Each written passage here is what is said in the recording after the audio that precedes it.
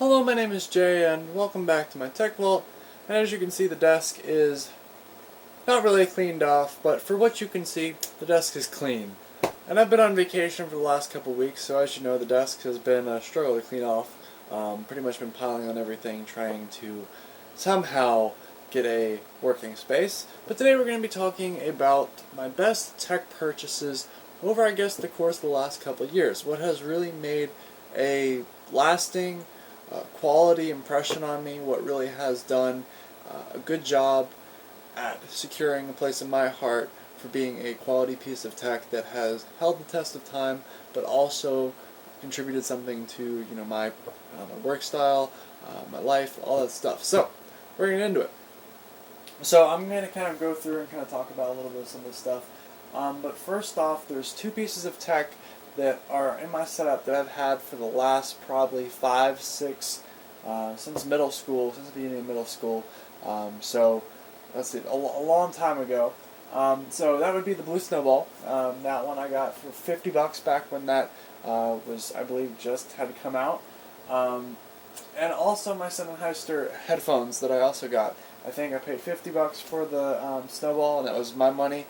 Saved up for like 3 weeks to actually get a microphone because the built-in one and like the laptop that I was playing on was complete garbage. Also, the headphones, I think they were like $130 at the time, and they're still just as good as the pair that my brother got. They pretty much just sound exactly the same.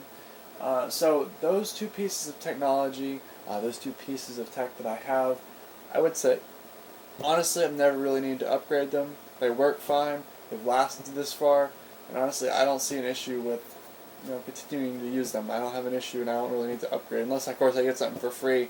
I'm not really going to be kind of up that alley. Now, the next thing is more computer related, so bear with me if you're not really a hardware geek. But for my computer, I was setting out back when I was building my computer.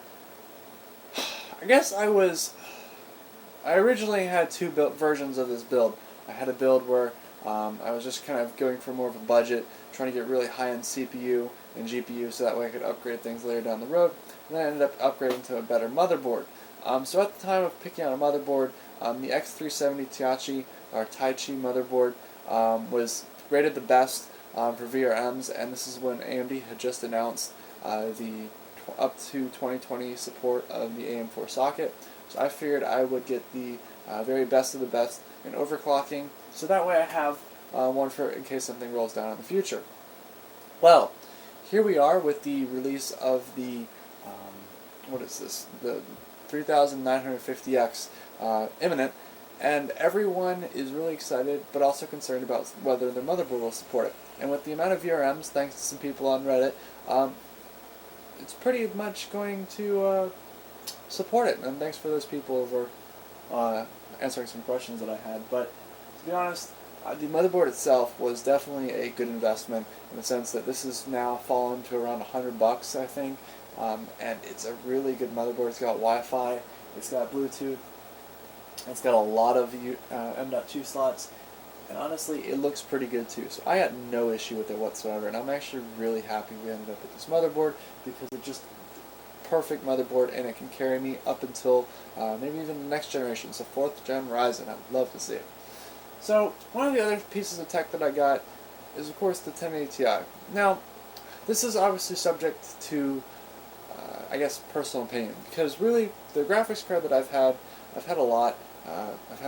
Done a lot of videos talking about a lot of graphics cards, and to be honest with you, the 1080 Ti has been a good card that has still stayed with solid performance and still competes with common day market. And I made a video, why I think the 1080 Ti was a really, really good card for these last couple of years, and the same kind of goes for the 1080 too. The 1080 was a top tier card. It was a pretty powerful card. I think I have one sitting around. Yeah, I have one sitting over there. So the 1080 was a really good card. It was a flagship at one point in time, and it did a wonderful job of course, setting a standard, being the best, and allowing you to play games. And then even after it went out of production, it still held its ground and still held its price point, similar to the 1080 Ti did. 1080 Ti pretty much sits at right around maybe $700, pretty much used or brand new, and it's still a solid card, and it still holds its ground against the 2070 and the 2080. So really, it falls right where you'd expect. It's a pretty powerful card, and it really didn't lose much of its value thanks to NVIDIA's extremely aggressive pricing scheme for their RTX cards. So a couple other things that, looking around, I would say that I really do appreciate some of the tech that I've had. So the TV and the monitor, both, I don't know how well you guys can see this, but the TV, I have a TV and then I have a monitor. My TV is actually my main display. It's a like 8-year-old maybe display. We got it back, I don't know, when I was young as well, and pretty much the point of it was that it was pretty expensive. I think it was like, I think I remember it's 800 was the cost of the TV back then. It might have been 500, and it was a pretty expensive TV. And obviously, you know, we did end up using it for some TV, but kind of towards the evolution of this channel, we ended up kind of using it. I ended up using it as a monitor. Now, people argue, well, you can't game on a TV. And I would say you're probably right, because the latency issues, etc., are quite bad. But for me, doing video editing and stuff, which is what I mainly do nowadays, between, you know, trying to have a life and going to school and trying to study for that, it's gotten a little hectic. So pretty much, currently it's just using it as a video editing monitor. And then there's also another 1080p display over here that I might actually switch out for a couple other I just bought for like a couple bucks at a yard sale. But to be honest with you, everyone talks about 4K, you know, 144 hertz, 240 hertz. Those are great monitors. They have the performance in gaming, not performance, but the visibility in gaming drastically increases. I would recommend them to people. I've seen them. I've gone to, you know, look at them. Just for me, the cost benefit of it is, you know, for only doing video editing, I like a bigger screen, not really super fast, because it really doesn't make a difference for me. But that's also something to keep in mind, is everyone has their own differences, and for me, I'm someone that just keeps something until it breaks. I just wear it into the ground. And honestly, I could talk about the table here. This table's been here for, I think, 3 or 4 generations in my family, so this table's seen a lot. I mean, it's a really great piece of tech.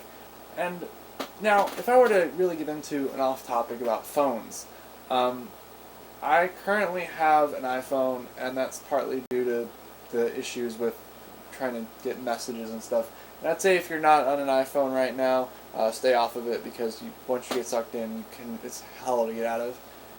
But for me, I would say that my best piece of technology, phone-wise, was pretty much going from a dumb phone, like flip phones, all that stuff, to smartphone-ish, not really a smartphone, just a touchscreen phone with no really internet access whatsoever, and then going to the iPhone 4S. And the iPhone 4S for me was, I really liked it because not only did it last a long time, not only was it relevant and supported, it also just really was a solid phone altogether. Siri, a lot of cool features on it, and for me, I feel like the 4S just did a really good job of holding its ground and staying relevant for a long time. Eventually I had to upgrade to a different phone and ended up paying for that, but honestly, the 4S was by far one of my favorite phones, and I think that it was a good piece of technology. I think I have it somewhere. It's probably taken apart currently. If you wonder what I do with old tech, once I wear it into the ground, it gets taken apart, so I figure out what's inside of it. So this is the off tangent and the continuation of the series about Get to Know Me, because the video ideas are a little scarce currently, but that's just kind of because I'm exhausted and I'm on vacation, or I've been on vacation. But yeah, I've got some stuff hopefully I'll find out and make videos about. So thank you guys very much for watching. Hope you have a wonderful day, and if you got something that you think is a wonderful piece of technology that I missed, make sure you guys throw that in somewhere and down in the comments. And as always, check out the channel for other cool tech-related news, reviews, builds, etc. Have a wonderful day, night, morning, whatever it is for you, and hope to see you guys later. Goodbye.